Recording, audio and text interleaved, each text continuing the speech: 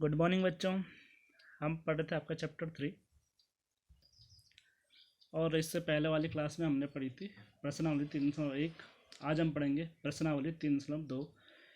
इस प्रश्नावली में हम सीखेंगे आंकड़ों का बहुलक निकालना और माध्यक निकालना। इससे पहले वाले में हमने सीखा था कि आंकड़ों का माध्यक कैसे निकाला जाता है। ठीक है, तो इसका पहला क्वेश्चन है, गणित की एक परीक्षा में 15 विद्यार्थियों द्वारा 25 में से प्राप्त किए गए अंक निम्नलिखित हैं। तो ये अंक इस प्रकार हैं। तो इन आंकड़ों के बहुलक और माध्यक ज्ञात कीजिए, क्या ये समान है। ठीक है, तो देखते हैं। तो हमें ये दे रखा है, जो अंक हैं 15 विद्यार्थियों के वो हैं 19, 25, 23, 20, 9, 20, 15, 10, 5, 16, 25, 20, 24, 12, 20। ठीक है, अब पहले देखते हैं बहुलक होता क्या है। तो बहुलक होता है दिए गए प्रेक्षणों के एक समूह में सबसे अधिक बार आने वाला प्रेक्षण। ठीक है, उस समूह का बहुलक कहलाता है। यानी कि जो सबसे अधिक बार आएगा उस समूह में, वो उस प्रेक्षणों का क्या होगा, बहुलक होगा। ठीक है, तो इसमें सबसे ज़्यादा बार क्या है, इसका इस समूह का बहुलक आया 20, यानी इसका इस प्रेक्षण में क्या होगा, 20 सबसे ज़्यादा बार होगा। तो देखते हैं 20 कितनी बार है, 1, 2, 3 और 4। ठीक है, बाकी कोई 20 से ज़्यादा बार नहीं है, तो इसका बहुलक आ गया हमारा 20। ठीक है, अब आगे बढ़ते हैं माध्यक में। दिए गए आंकड़ों को आरोही या अवरोही क्रम में व्यवस्थित करने के बाद उनके बीचों बीच, ठीक बीच में यानी मध्य में वाला मान उसका माध्यक कहलाता है। ठीक है, तो इसको हमने आरोही क्रम में लिखा है। ठीक है, 5, 9, 10, 12, 15, 16, 19, 20, 20, 20, 20, 23, 24, 25, 25। ठीक है, अब ये है आरोही क्रम। तो देखते हैं कितने हैं, इसके बीच में कौन सा अंक आता है। तो देखते हैं 1, 2, 3, 4, 5, 6, 7, फिर यहाँ भी 1, 2, 3, 4, 5, 6, 7। ठीक है, इधर भी 7 है, इधर भी 7 है, बीच में कौन सा है हमारा 20। ठीक है, अगर इसका हम आरोही क्रम में भी लिखते हैं तो सबसे पहले यहाँ 25 होता है, फिर ये 25, 24, 23, 20, 20, 20 और फिर ये आता है, फिर ऐसे ही ये आरोही क्रम चलता रहे, अवरोही क्रम चलता रहता। ठीक है, तो तभी बीच में क्या आता हमारा 20 ही आता। ठीक है, तो इसका माध्यक क्या हो गया हमारा 20। तो बहुलक आया था हमारा 20, माध्यक भी 20। तो हम क्या लिखेंगे, हाँ माध्यक व बहुलक क्या है, समान है। ठीक है, अब क्वेश्चन 2 में क्या करना है आपको, क्या दिया है हमें, एक क्रिकेट मैच में खिलाड़ी द्वारा बनाए गए रन इस प्रकार हैं 6, 15, 120, 50, 100, 80, 10, 15, 8, 10, 15। इन आंकड़ों के माध्य, बहुलक और माध्यक ज्ञात कीजिए, क्या ये तीनों समान है। अगर तीनों समान होंगे तो हम लिखेंगे हाँ ये तीनों समान है। ठीक है, तो माध्य आपको निकालना आता है, बहुलक और माध्यक मैंने अभी आपको सिखाया इससे पहले वाले क्वेश्चन में। ठीक है, तो ये आप कर सकते हो। फिर क्वेश्चन नंबर 3 है, एक कक्षा के 15 विद्यार्थियों के भार केजी में इस प्रकार है। ठीक है, ये उनके भार दिए गए हैं 38, 42, 35, 37, 45, 50, 32, 43, 43, 40, 36, 38, 33, 43, 38 और 47। इन आंकड़ों के बहुलक और माध्यक ज्ञात कीजिए। ठीक है, तो देखते हैं बहुलक इसके दो आ रहे हैं 38 और 43। तो देखते हैं 38 कितनी बार है, 1, 2 और 3। ठीक है, 38 3 बार है, और ऐसे ही 43 देखते हैं 1, 2, 3। ठीक है, तो 38 और 43 यहाँ 3 बार है, तो इसका बहुलक, इसके दो बहुलक कारक हैं। ठीक है, अब माध्यक, इसको पहले क्या किया हमने, आरोही क्रम में लिखा। ठीक है, अब टोटल देखते कितने होंगे, कितने अंक हैं, 1, 2, 3, 4, 5, 6, 7, 8, 9, 10, 11, 12, 13, 14, 15। ठीक है, 15 विद्यार्थी थे। अब ठीक बीच में कौन सा होगा, जो 8वें स्थान पर होगा। तो देखते हैं 8वें स्थान पर कौन है, 1, 2, 3, 4, 5, 6, 7, 8। ठीक है, 40। तो इसका माध्यक आया हमारा 40। फिर हमें दूसरा पूछा गया था, क्या इनके एक से अधिक बहुलक हैं। तो देखते हैं, इसके दो बहुलक आए हैं 38 और 43। तो हम लिखेंगे हाँ इनके दो बहुलक हैं। ठीक है, या एक से अधिक बहुलक हैं। अब क्वेश्चन नंबर 5 है, बताइए कि निम्नलिखित कथन सत्य हैं अथवा असत्य हैं। बहुलक आंकड़ों में से सदैव एक संख्या होता है। तो ये तो क्या होगा, सत्य होगा, क्योंकि जो बहुलक क्या होता है, जो उन आंकड़ों में सबसे अधिक बार आता है वो क्या होगा, बहुलक होता है। तो ये वाला हमारा क्या होगा, सत्य होगा। माध्य दिए हुए आंकड़ों में से एक संख्या हो सकता है।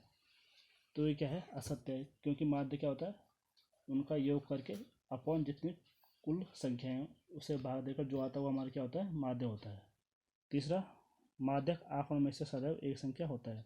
ये भी सत्य है, क्योंकि माध्यक क्या होता है, जब हम उनको आरोही या अवरोही क्रम में लिखते हैं और जो ठीक बीच में जो अंक आता है वो क्या होता है, उसका माध्यक होता है। ठीक है, चौथा वाला, ये वाला सत्य हो गया। तीसरा वाला, चौथा वाला है आंकड़ों 6, 4, 3, 8, 9, 12, 13, 9 का माध्य 9 है। ठीक है, तो इसको हम निकाल के देखते हैं। ठीक है, तो हमने जोड़े 6, 4, 3, 8, 9, 12, 13, 9 बट्टे कितने अंक थे, 8। तो इनको जोड़ के आया हमारा 64/8। तो 8 8 64, तो ये 8 आए। तो हमारा ये भी क्या होगा, असत्य होगा। ठीक है, तो अब आगे बढ़ते हैं नेक्स्ट एक्सरसाइज में। प्रश्नावली 3.3 है। निम्नलिखित प्रश्नों के उत्तर देने के लिए आकृति 3.3 में दिए दंड आलेख का प्रयोग कीजिए। ठीक है, तो ये एक दंड आलेख है, इसको हम ग्राफ में बनाते हैं। ठीक है, तो इसमें पहला क्वेश्चन पूछा गया है, कौन सा पालतू पशु अधिक लोकप्रिय है। ठीक है, दूसरा है, कितने विद्यार्थियों का पालतू पशु कुत्ता है। ठीक है, तो ये ग्राफ मैंने यहाँ बनाया है कॉपी में। तो इस तरफ क्या है, विद्यार्थी, और इस तरफ हमारे क्या है, पालतू पशु हैं। पहला क्या है, कुत्ते। कुत्ते कितने हमारे, कुत्ते 8 विद्यार्थियों द्वारा पाला गया है। फिर हमारे 10 विद्यार्थियों के पास क्या है, बिल्लियां हैं। 2 विद्यार्थियों के पास खरगोश हैं। और 5 विद्यार्थियों के पास क्या है, हैमस्टर है। और 3 विद्यार्थियों के पास क्या है, अन्य प्रकार के पालतू पशु हैं। ठीक है, तो पहला वाला था कि कौन सा पशु अधिक लोकप्रिय है। तो पहला सबसे ज़्यादा देखो कौन सा है, हमारे यहाँ पर देखो ग्राफ में, देखो ग्राफ में दिख रहा है साफ साफ कौन सा है सबसे ज़्यादा, हमारा बिल्ली। तो लिखते हैं हम, बिल्ली सबसे अधिक लोकप्रिय है। फिर दूसरा था इसका कि कितने विद्यार्थियों का पालतू पशु कुत्ता है। ठीक है, तो देखते हैं कितने विद्यार्थी हैं हमारे, 8। तो लिखते हैं 8 विद्यार्थियों का पालतू पशु कुत्ता है। ठीक है, अब है क्वेश्चन नंबर 3। 6 विभिन्न कक्षाओं के विद्यार्थियों की संख्याएं नीचे दी गई हैं। इन आंकड़ों को एक दंड आलेख द्वारा निरूपित कीजिए। ठीक है, तो इसका फिर ए वाला है, आप स्केल किस प्रकार चुनेंगे। यानी स्केल जो हमारा ये है, जैसे हमने पहले वाले में क्या किया था, स्केल क्या लिखा था कि 1 इकाई बराबर क्या है, 2 विद्यार्थी, यानी ये वाला। तो क्या है, 0 से 2 2 विद्यार्थी हो गए, 2 से 4, फिर 4 से 6, 6 से 8, 8 से 10, 10 से 12। तो क्या हमारा स्केल है। ठीक है, कि 1 इकाई बराबर क्या, हमने 2 विद्यार्थी लिए।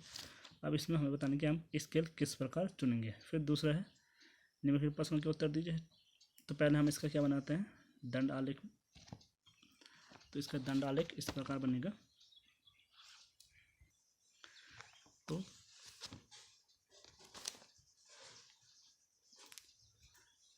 तो हमने आलेख इसका इस प्रकार बनाया।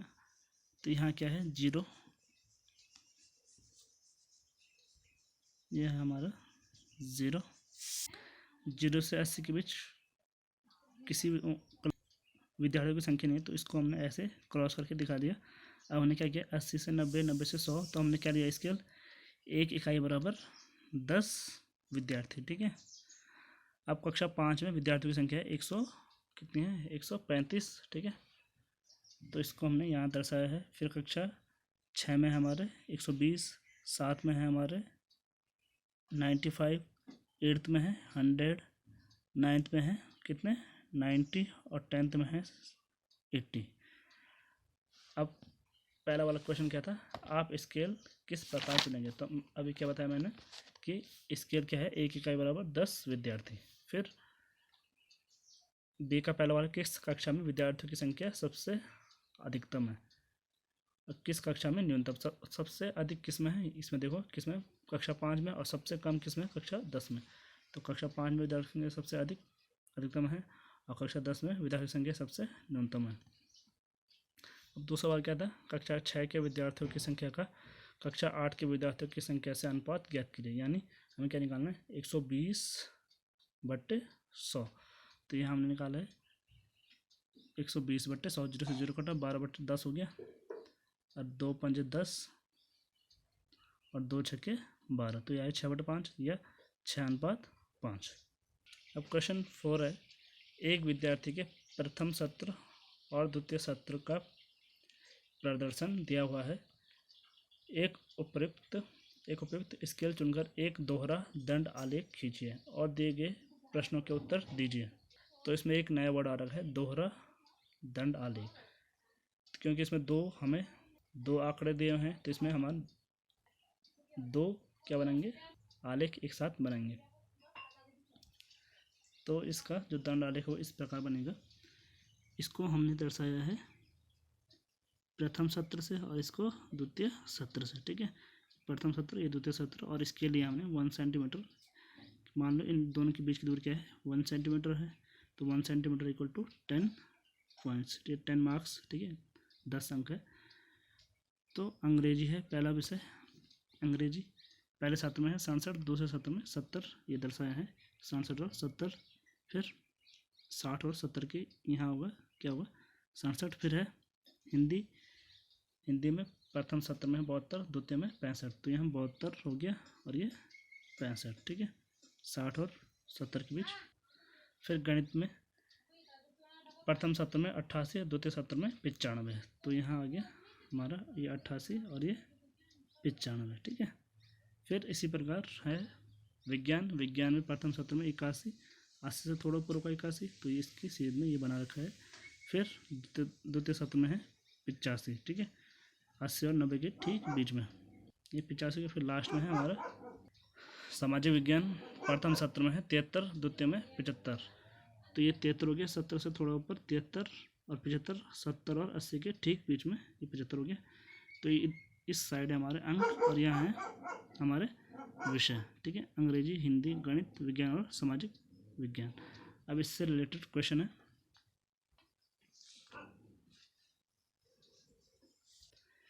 किस विषय में विद्यार्थी ने अपने प्रदर्शन में सबसे अधिक सुधार किया है। तो देखो किसमें है, इसमें 3 का अंतर है, इसमें तो कम हुआ है, इसमें 7, इसमें 4, इसमें 2, तो किसमें सबसे ज़्यादा, गणित में।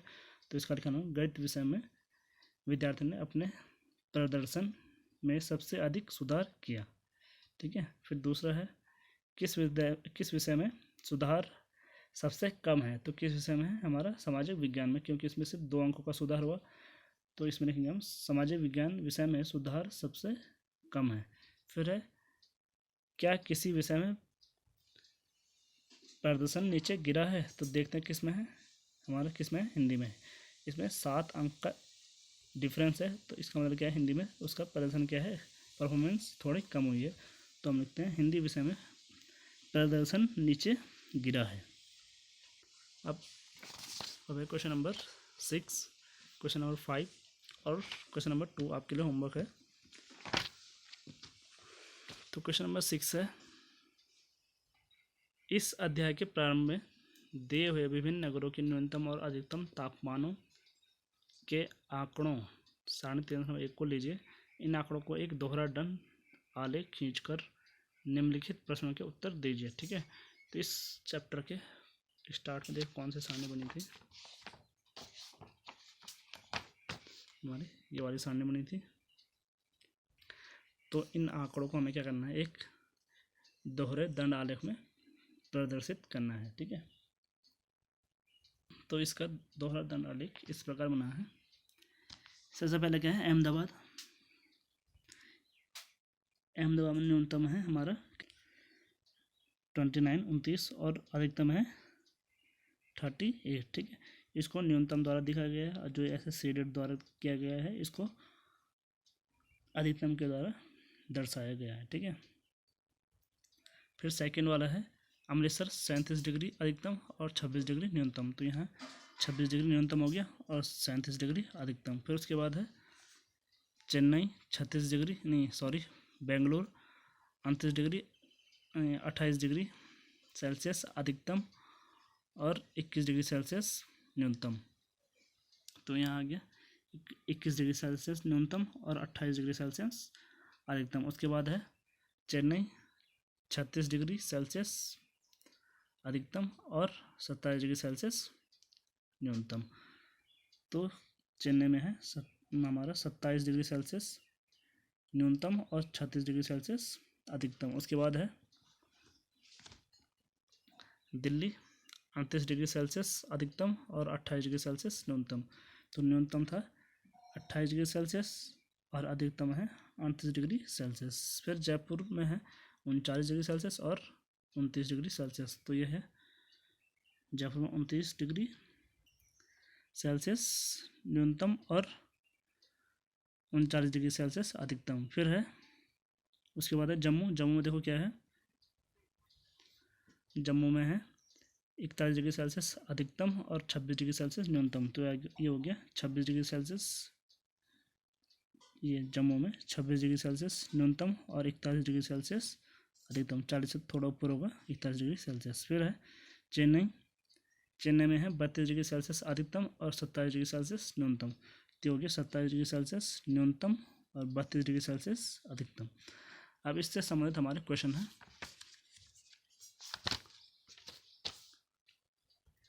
दी हुई तिथि पर किस नगर में न्यूनतम और अधिकतम तापमान का अंतर सबसे अधिक है?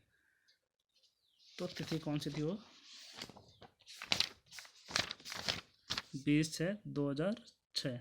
तो देखते हैं किसका है डिफरेंस सबसे अधिक। और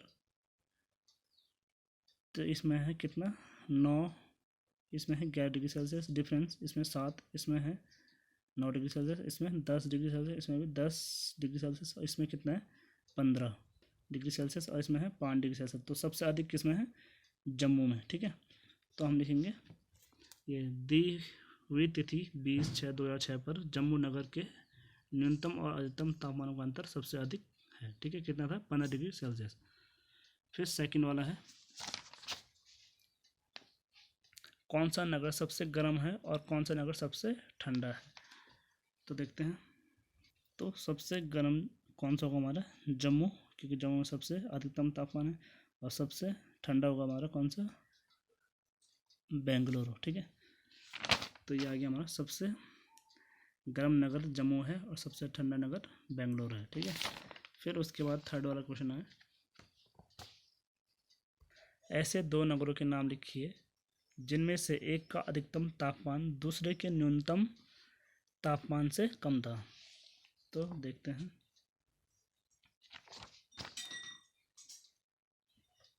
तो यहाँ देखो सबसे कम ढूंढो पहले कौन सा है, ये है बेंगलुरु।